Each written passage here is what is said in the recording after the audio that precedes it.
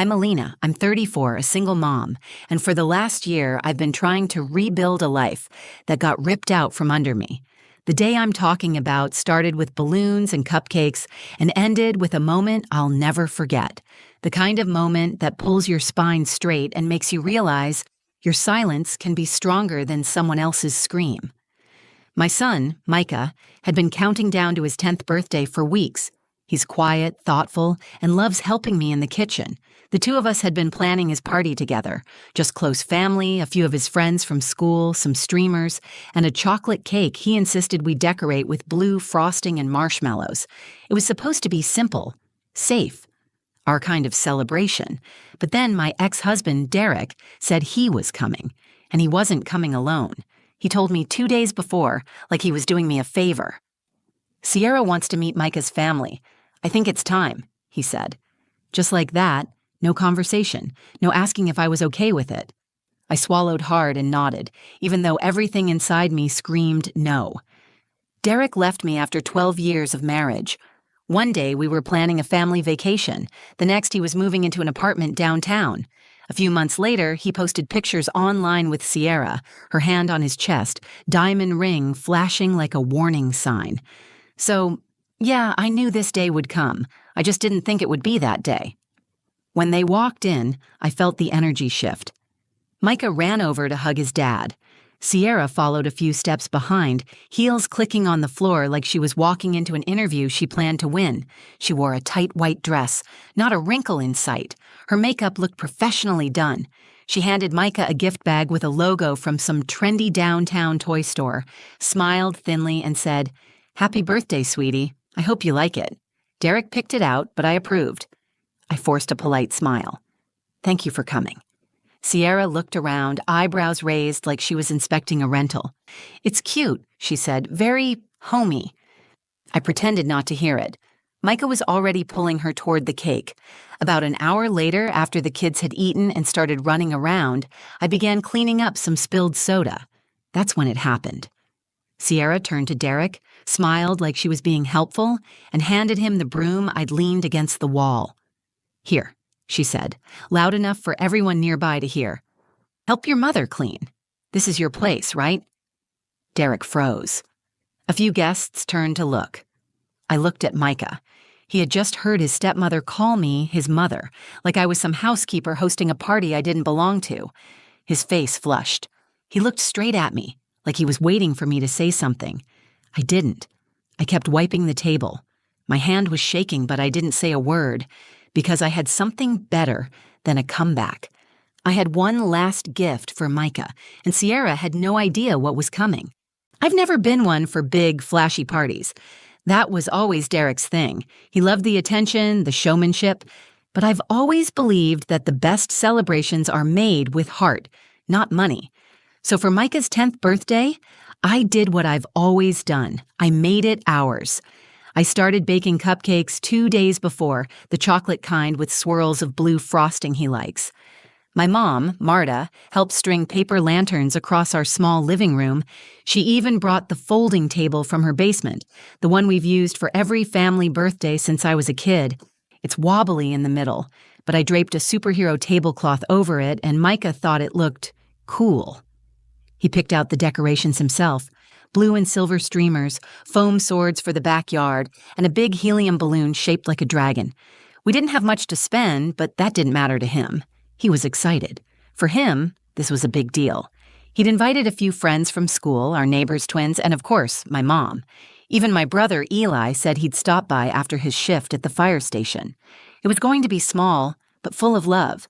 I could feel it in the air that morning, Micah's joy, that rare, unfiltered kind of happiness kids have when they wake up on their birthday. He jumped onto my bed holding a wrapped box in his hands. "You can't open it until tonight," he said. "It's a surprise." I hugged him close. "You're the one turning 10. I should be giving you surprises." "I already have mine," he said. "You." That's the kind of kid Micah is. Kind, thoughtful, and older than his years. Since Derek left, he's been my anchor in ways I never expected. He sees things. He feels when I'm sad, even when I pretend I'm not. He tries to be strong for me. Sometimes I wish he didn't have to. The divorce hit him harder than I let myself admit at the time. One day, his dad was there, helping him build Lego sets, tucking him in at night. The next, he was living in a sleek new apartment downtown, texting instead of showing up, posting photos with Sierra like we never existed. I tried to keep it together. For Micah, for myself. I put my energy into routines, school drop-offs, soccer practice, laundry, budgeting, breathing. I didn't have time to fall apart. But when Derek called and said he was bringing Sierra to the party, it felt like a punch I didn't see coming. She just wants to be part of Micah's life, he said, like that made it easier. I didn't argue, I just said, fine, and hung up before my voice cracked. That morning, as I blew up balloons and pressed wrinkles out of the tablecloth, my mom watched me closely. "You sure you're okay?" she asked, handing me a tray of cupcakes. "I'm fine," I said, arranging them into a little tower. "It's not about me today." She gave me that look mothers give when they know you're lying but choose not to call you out on it. If she says something nasty, I'll break a plate and pretend it was an accident. I smiled. No broken dishes today.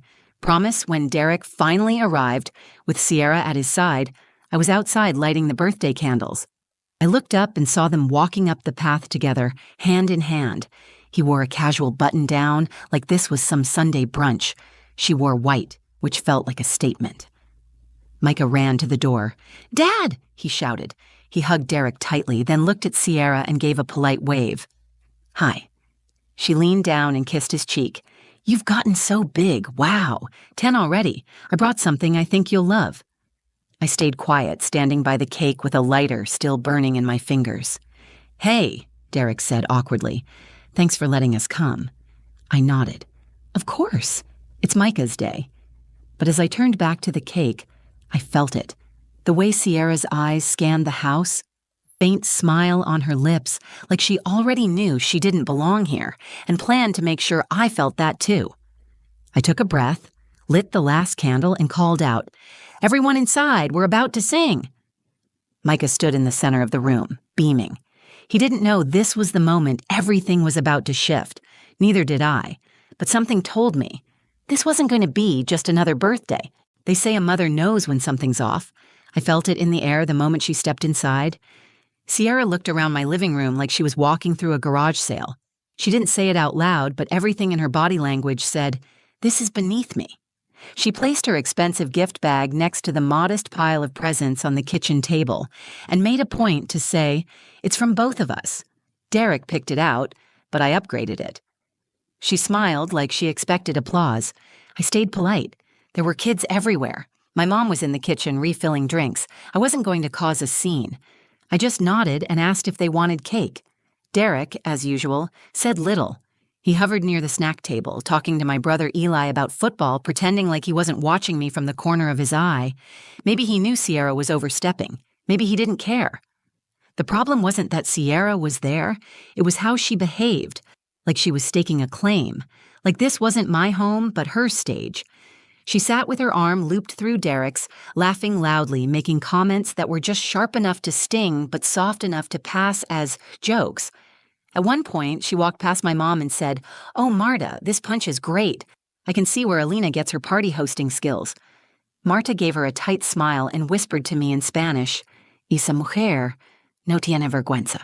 That woman has no shame. I tried to laugh it off. I wanted Micah to enjoy his day. That was my only focus. But then came the moment, the one that turned my stomach and made the entire room go silent. I was tidying up after the kids had gone outside to play. There were cupcake wrappers on the floor, juice spilled under the folding table, a few plates teetering on the edge of the counter. I reached for the broom leaning against the wall. Before I could grab it, Sierra stepped forward, picked it up, and turned to Derek. "Here," she said brightly, holding it out to him. "Help your mother clean. This is your place now, right?" She laughed, not a real laugh, a performative one, like it was a punchline to a joke that nobody found funny. Derek froze. I stood there, still holding a napkin in my hand. My face was burning. I looked at Micah. He was standing by the kitchen doorway with a half-eaten cookie in his hand. He'd heard it, every word, and he looked embarrassed, not just for me, but for himself, like he was ashamed that someone had just belittled his mom in front of all these people, and he didn't know what to do about it. He didn't look at her. He looked at me, searching my face for some kind of signal. Was I going to explode? Was I going to cry? Was I going to yell? I did none of those things. I just smiled, tight-lipped, silent. I took the broom from her hand gently and said, "Thank you, I've got it." She blinked, surprised. Maybe she expected a reaction, maybe even a breakdown. She didn't get either. I turned and started sweeping. My mom came over and quietly took the broom from me. "Go sit," she said under her breath. "You've done enough." I sat down, my heart pounding in my chest. I wasn't hurt by her words. Not really. I was hurt by what they did to Micah. He kept glancing at me the rest of the afternoon. Quiet. Less bubbly than usual.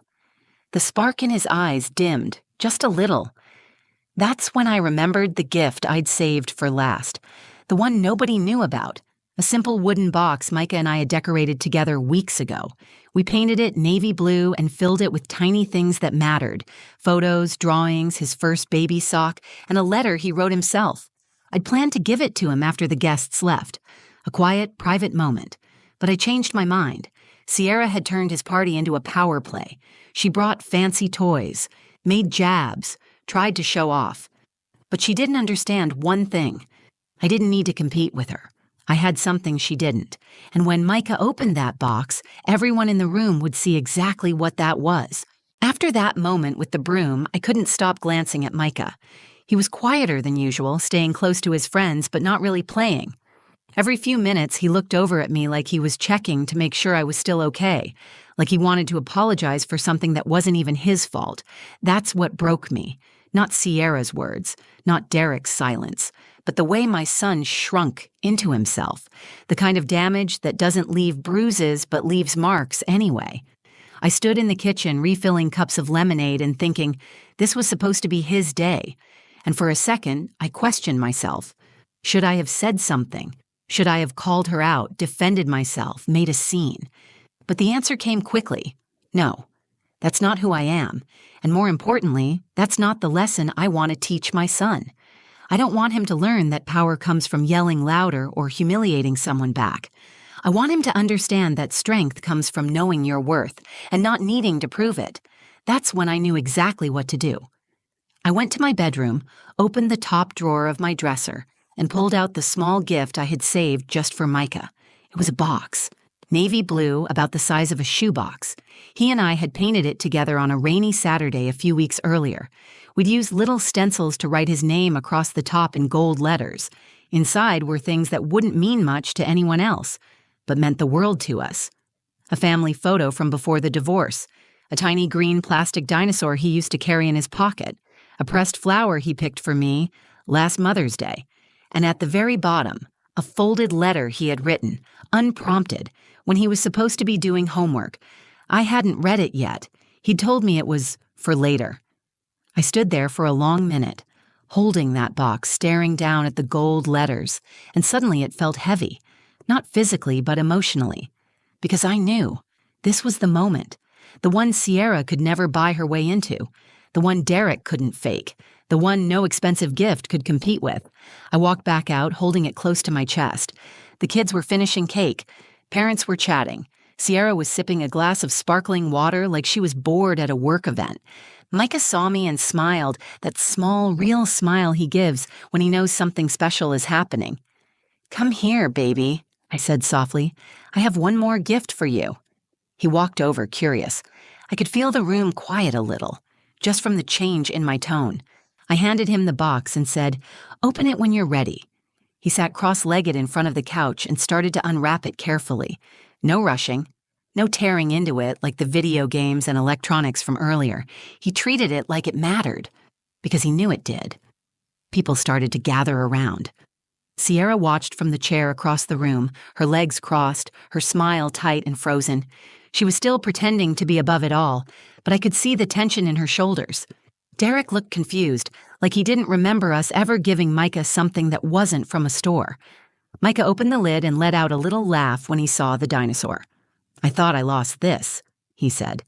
He turned the photo around in his hand, the one of all three of us before everything fell apart. He looked up at me. "Can I read the letter?" I nodded. "If you want to." He unfolded the paper and cleared his throat, and in that second, the room fell completely still. Micah unfolded the letter slowly, smoothing it across his lap. He didn't look nervous. He looked steady, like this moment belonged to him. "I wrote this a while ago," he said.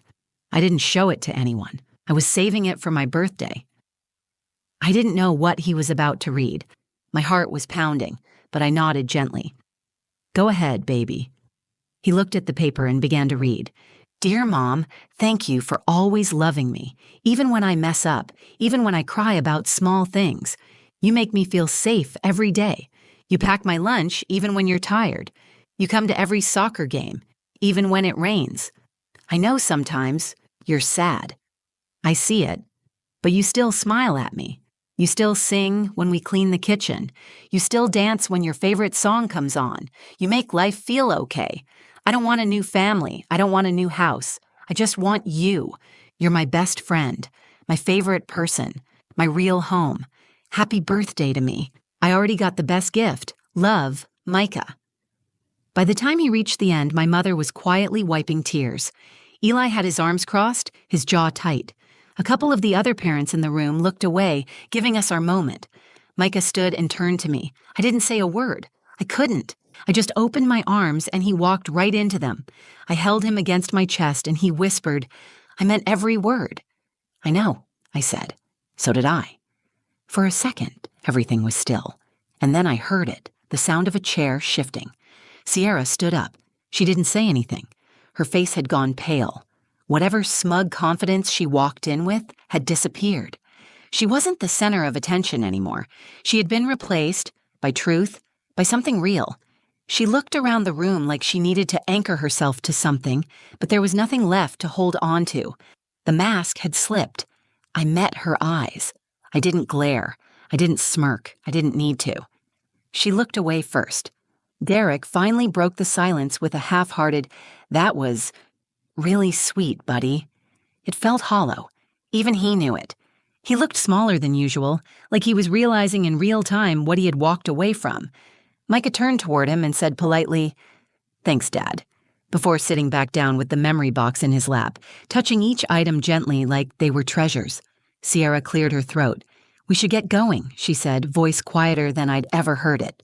Derek nodded, rubbing the back of his neck. "Yeah, thanks for having us." I smiled, calm and firm. "Of course." They walked toward the door. Sierra barely looked back. As she stepped outside, I caught a glimpse of her reflection in the hallway mirror. Eyes down, lips pressed tight. She hadn't been defeated, but she had been seen for exactly who she was. And more importantly, so had I. After the door shut, the room slowly exhaled. Conversations resumed, plates were gathered, music softly returned. But something had changed. The air was lighter. The tension had cracked and drifted away. Micah sat beside me, still holding the box. "I'm glad I read it," he said. "So am I." He looked up. "Did I embarrass you?" I pulled him close. "You honored me." Later that evening, after the guests had left and the sun began to set, I found something tucked in the folds of tissue paper inside the memory box. A second note, smaller, folded in quarters. It read, "P.S. I saw what she said to you today." I didn't like it. I didn't know what to say, but "I'll never let anyone talk to you like that again. You're my mom. That means everything." I pressed the note to my chest and sat in the quiet for a long time. Sierra came into my home, thinking she could humiliate me. What she did instead was show my son exactly why love doesn't come with a price tag, and respect doesn't come from being louder. She brought a broom thinking it would shame me, but my son brought truth and it swept everything else away. After everyone left, the house felt strangely still. Empty plates on the counter, deflated balloons hanging from thumbtacks, the soft smell of frosting still lingering in the air. I walked through the living room picking up cups, but I wasn't really cleaning. I was thinking. Micah had gone to bed with his memory box tucked under one arm and the dinosaur clutched in his hand like it was a trophy. I sat on the edge of my bed holding the second note he'd left me, the one where he promised to never let anyone talk to me like that again. I read it over and over. It wasn't long, it wasn't fancy, but it meant more than anything anyone had said to me in a very long time. And that's when it hit me. I didn't lose anything today. I didn't lose control or dignity or power. I didn't lose face in front of my guests or authority as a mother. I didn't let Sierra win. Because Sierra didn't understand something crucial. She thought I was weak because I stayed quiet. She thought I was passive, soft, too afraid to speak up. What she didn't realize was my silence wasn't fear, it was strength.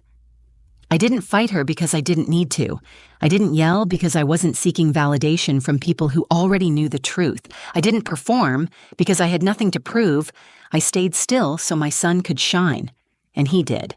That party, that box, that letter, it all showed who we really were, who he was, the kind of boy I raised, the kind of love we built. Derek may have left, but he didn't take the heart of this home with him. He took his pride, his ego, and someone to keep him company in his comfort zone. But he didn't take our bond. He didn't take my strength. He didn't take Micah's respect. And Sierra? She walked in with her head high and walked out quieter than she came in. Not because I humiliated her, but because I didn't play her game. That's a lesson I hope my son carries for the rest of his life. Real power doesn't need to roar. Sometimes it just needs to speak when it counts, and sometimes not at all. Later that night, I peeked into Micah's room. He was already asleep, the box resting beside his pillow like a secret he was keeping close. His chest rose and fell, calm and steady, his face peaceful. I stood there for a long time. This day didn't go as planned. It wasn't the birthday I imagined when I started hanging streamers that morning. But in the end, it became something better. It became proof. Proof that what we have can't be shaken by someone else's insecurities. Proof that love, real love, isn't loud, isn't dressed up, isn't looking to impress anyone. And proof that no matter how much someone tries to insert themselves into your story, the people who matter already know where home is. Micah knows. And I know too. When I finally turned off the lights and crawled into bed, I didn't feel bitter. I didn't feel angry. I felt proud. Not of the way I stayed silent, but of the way I chose not to make someone else small to feel big, of the way my son stood in truth without needing permission, and of the way love, quiet, unglamorous, handmade love, won. So what started as just another birthday ended up reminding me of one of the most important lessons I've ever learned as a mom. You don't always need to fight to win. Sometimes you just need to let love speak. If this story moved you, made you think of someone you love, or reminded you of your own quiet strength, I'd love for you to do a few things. Like this video if you felt even one moment that hit your heart. Share it with someone who needs to remember how powerful love can be. And comment below. Have you ever stayed silent in a moment that could have exploded? What did it teach you? I read every comment, and your stories mean more than you know. And hey, don't forget to subscribe to the channel if you want more real, raw stories about life, love, and everything in between. Thanks for being here. Until next time, stay grounded, stay strong, and never underestimate quiet love.